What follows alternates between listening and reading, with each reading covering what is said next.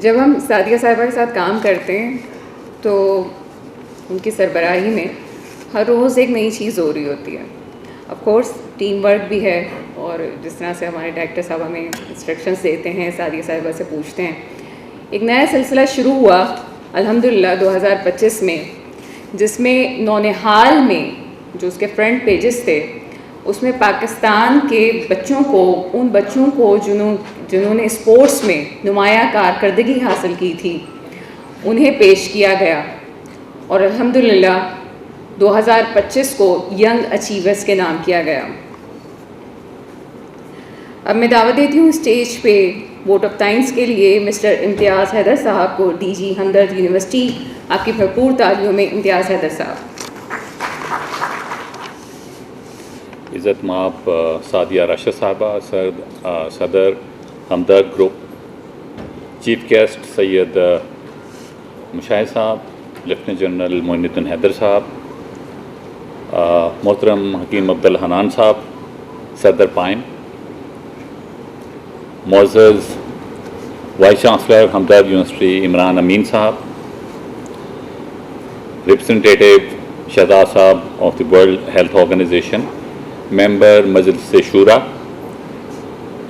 Members پائم، معزز مہمانان گرامی، students, teachers, scholars, السلام علیکم. آج اس محفل یاد باتیں میں آپ سب کی موجودگی ہمارے لیے باعث مسرت اور اعزاز ہے. یہ تقریب ایک محض اجتماع نہیں بلکہ ایک فکری وراثت، علمی امانت اور قومی شعور کی تجدید ہے، جس کا مرکز و محور ایک ایسی شخصیت ہے جس نے اپنی پوری زندگی انسانیت کے نام کر دی. شہید حکیم محمد سعید. شہید حکیم محمد سعید محض ایک طبیب نہیں تھے، وہ ایک مفکر، ایک معلم، ایک دانشور اور ایک درد رکھنے والے، ایک سچے محسن قوم تھے. ان کی ذات علم و عمل کا حسین امتزاج تھی. وہ فرمایا کرتے تھے قومیں تقریروں سے نہیں کردار سے بنتی ہیں.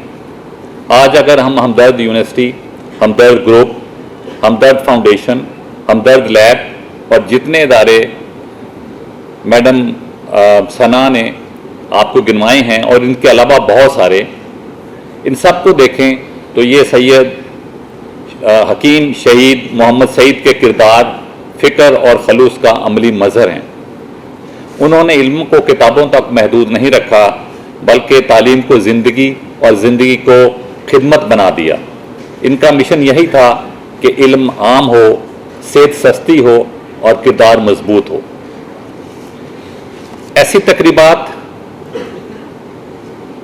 قوموں کی فکری زندگی میں سنگ میل کی حیثیت رکھتی ہیں، کیونکہ یہ ہمیں ماضی کی روشنی میں حال کو سمجھنے اور مستقبل کے لیے درست سمت کا تعین کرنے کا موقع فراہم کرتی ہیں.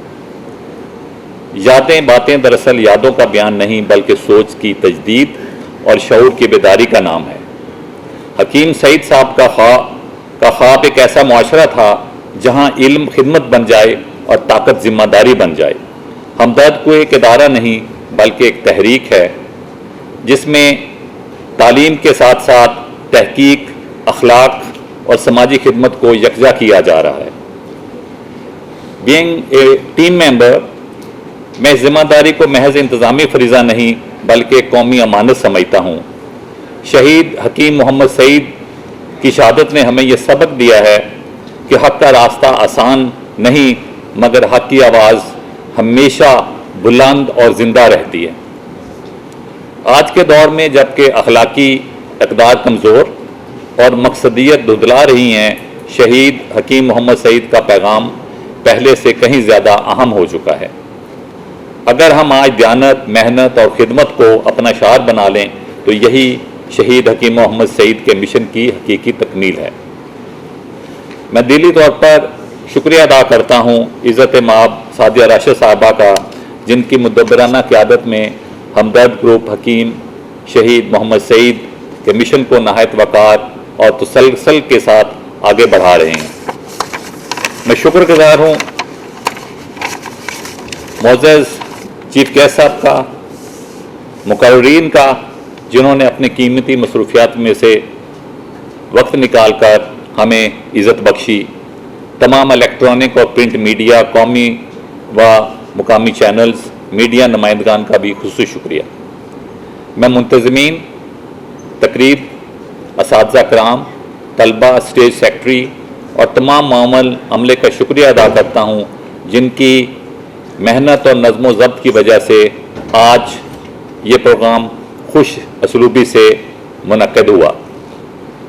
آخر میں بارگاہ الہی میں دعا گو ہوں کہ اللہ تعالی ہمیں شہید حکیم محمد سعید کے افکار اور خدمت کے جذبے کو اپنانے کی توفیق عطا فرمائے، اور اس عہد کے ساتھ کہ ہم یادوں کو محض لفظوں تک محدود نہ رکھیں بلکہ انہیں عمل، اخلاق اور خدمت کی صورت میں زندہ رکھیں۔